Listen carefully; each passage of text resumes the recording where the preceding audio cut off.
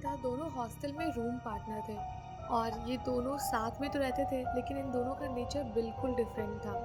अब अंकिता जो कि पढ़ना लिखना इन सब चीज़ों में रहती थी, हमेशा क्लासेस अटेंड करना टाइम पे और अपने सब कुछ वर्क कंप्लीट करना टाइम पे, उसका ये सारा काम था। उसी जगह जो प्रिया थी वो पार्टीज़ करना और हॉस्टल से बाहर भाग जाना और फिर टाइम के बाद में आना, बहुत सारी चीज़ें ऐसे ही करती रहती थी। तो इन दोनों का नेचर बहुत डिफरेंट डिफरेंट था और दोनों के शायद लाइफ के गोल्स भी डिफरेंट डिफरेंट थे। तो इनकी कुछ उतनी खास बॉन्डिंग नहीं थी, बस ऐसा रूम पार्टनर ये लोग रूम शेयर करते थे। अब ऐसे ही एक शाम की बात है जब सैटरडे नाइट के लिए प्रिया का प्लान बन गया कि वो आज अपने बॉयफ्रेंड के साथ बाहर डेट पे जा रही है। तो उसने ये बात अंकिता को बताई कि वो शायद अभी आज रात में नहीं आएगी, तो अगर वार्डन कुछ बोले या कुछ बात हो तो संभाल लेना। तो अंकिता ने भी एक अच्छे रूम पार्टनर की तरह प्रिया को हाँ बोलते हुए बोला कि ठीक है, मैं बोल दूँगी तुम्हारी तबीयत सही नहीं है और तुम रूम में सो रही हो। तो प्रिया ने बोला कि हाँ, जो भी तुझे ठीक लगे बोल देना, बट मेरी बात पता नहीं चलनी चाहिए उसको। तो अंकिता ने हाँ में सर हिलाया और वो अपना वापस पढ़ाई-लिखाई में लग गई और प्रिया का प्लान जो था वो सेट था। प्रिया फटाफट रेडी होके शाम को ही अपने हॉस्टल से निकल गई पार्टी करने के लिए। अब प्रिया को पार्टी करते-करते काफ़ी लेट हो गया और अभी लगभग 1-2 बज गए थे और प्रिया इस टाइम काफ़ी ड्रंक थी, इतनी अच्छी कंडीशन में नहीं थी कि वो हॉस्टल अपने आप पहुँच जाती। अब उसके बॉयफ्रेंड और उसके बॉयफ्रेंड के दोस्तों ने उसको कार में बिठा के अपनी हॉस्टल के बाहर छोड़ा।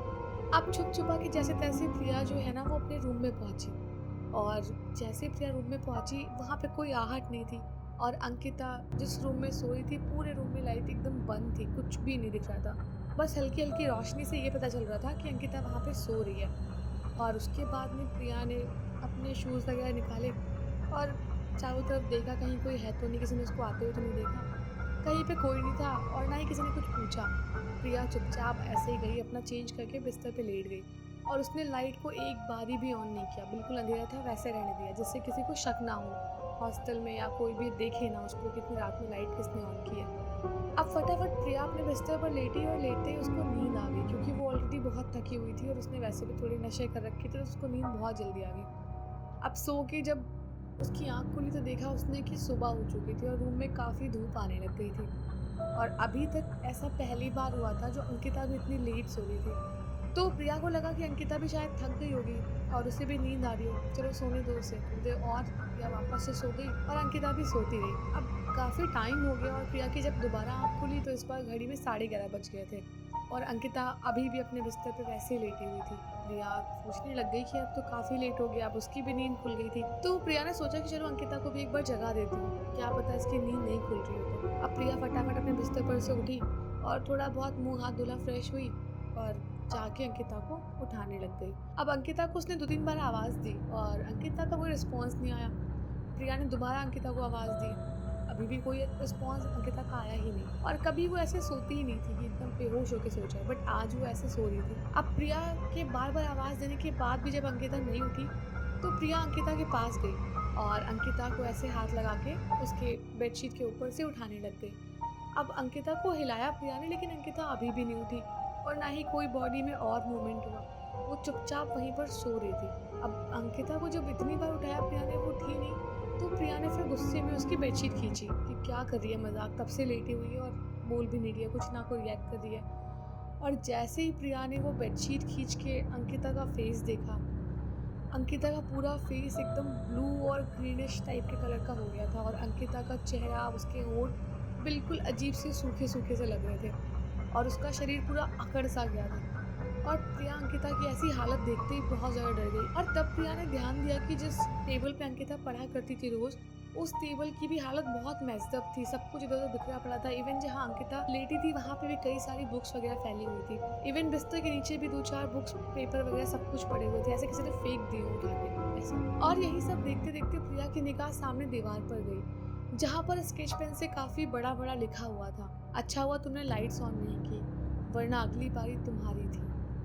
अब प्रिया ये सब पढ़ के और अंकिता की हालत देख के एकदम थर-थर काँपने लग गई। वो बहुत ज़्यादा डर गई क्योंकि रात में उसका हॉस्टल में होना ज़रूरी था और ये बात सिर्फ़ अंकिता को पता थी कि प्रिया हॉस्टल में नहीं थी और अंकिता की जान कैसे गई इसका प्रिया को कोई आइडिया नहीं। बस प्रिया ये समझ गई थी कि जिसने भी अंकिता को मारा था उस रात, वो उस टाइम भी उसके रूम में था जब प्रिया रूम के अंदर आई और सबको जब बाहर देख रही थी वो। उसने लाइट्स ऑन नहीं की, बस शायद ये उसकी गलती थी या उसकी जान बच गई इस वजह से।